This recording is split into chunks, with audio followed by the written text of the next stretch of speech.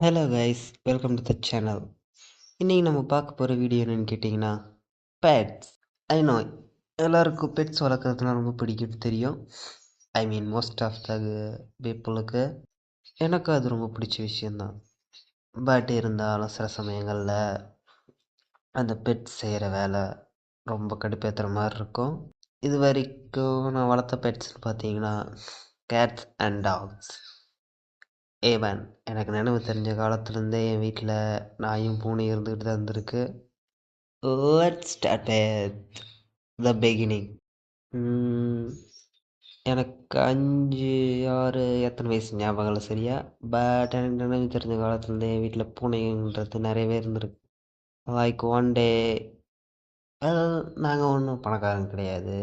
அதனால் பல நேரங்களில் ரெண்டல் வீட்டில் தான் இருந்திருக்கோம். வீடு நிறைய மாறி இருக்கும். அந்த மாதிரி டைமில் நாங்கள் வீடு மாறின டைமில் எங்களோட பழைய பூனைகளை விட்டுட்டு வரப்போ புது வீட்டில் ஒரு நாள் நல்ல மழை பெஞ்சிருந்த டைம். அப்போது ஒரு பூனை, அதுவும் கருப்பு பூனை எங்கள் வீட்டுக்கு வந்துச்சு. It's a female cat. First எங்களுக்கு அந்த பூனையை பிடிக்கல. நாங்கள் அதை வெளியே கொண்டு போய் விட ட்ரை பண்ணோம். ஆனால் இருந்தாலும் அந்த பூனை திரும்ப திரும்ப எங்கள் வீட்டுக்கு எதை வந்துக்கிட்டு இருந்துச்சு. அதனால் எங்கள் அம்மா அதை வளர்க்கலான்னு முடிவு பண்ணாங்க. அதுவும் நல்லா தான் போயிட்டு இருந்துச்சு. பட் அந்த பூனைங்க பண்ணுற அட்டகாசம் கொஞ்சம் கொஞ்சமாக அதிகமாகவே ஆரம்பிச்சிச்சு. அப்புறம் ஒரு 5 to 6 months ஒரு 1 year போனதுக்கப்புறம் அந்த பூனை குட்டி போட ஆரம்பிச்சிச்சு. ஐ மீன் 3 குட்டி, like black, orange and black and white.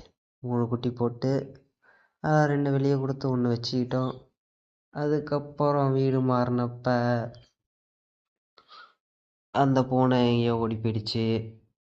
நாங்கள் அந்த குட்டி பூனையை வச்சு வளர்த்துக்கிட்டு இருந்தோம். அதுக்கப்புறம் அந்த குட்டி பூனை ஃபீமேலில் இருந்ததுனால குட்டி போட்டுச்சு. அந்த 2 குட்டி எடுத்து வளர்த்தோம்.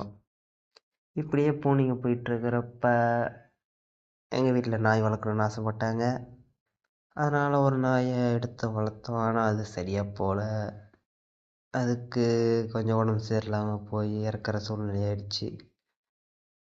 ஆனால் அந்த பூனைங்களை வளர்க்குறதோ ஒரு ஈஸியான ஜாப் இல்லைன்னு தெரிஞ்சுக்கோங்க. பிகாஸ் எங்கள் வீட்டில் வளர்ந்த பூனைங்க ஆவரேஜாகவே வெளியே பாத்ரூம் போகிறத விரும்ப மாட்டேங்குதுங்க.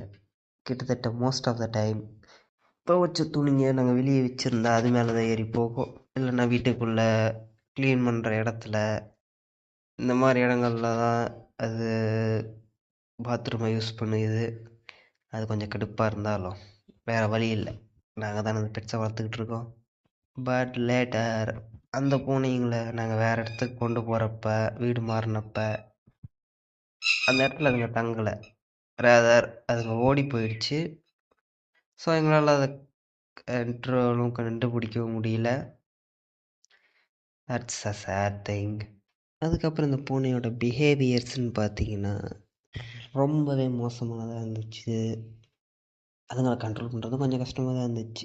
லைக் நைட்டு தூங்குறப்ப பெட்டு மேலே ஏறி அதை கிழிக்கிறது, இல்லை நம்ம முடியை பிடிச்சி இழுக்கிறது, வச்சுருக்க பால் திருடித்தனமாக குடிக்கிறது, நம்ம பெட்ஷீட்டில் பாத்ரூம் போகிறது, இந்த மாதிரி ஏகப்பட்ட வேலைகளை பார்த்துக்கிட்டு இருந்துச்சுங்க.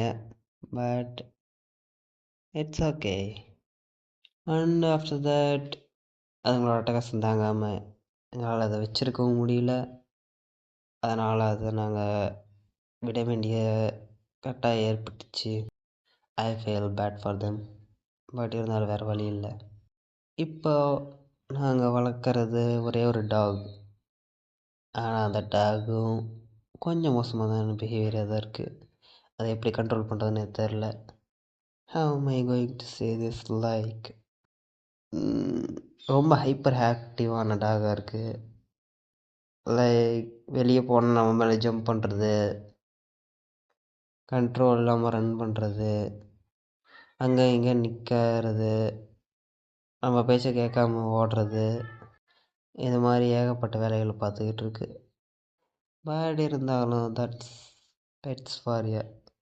சில பேட் மெமரிஸ் இருந்தாலும் பல குட் மெமரிஸ் தான் இருக்குது.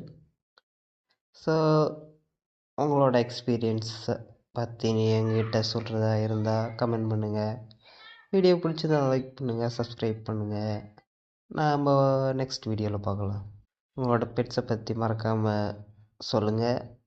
Okay guys, bye, see you next video.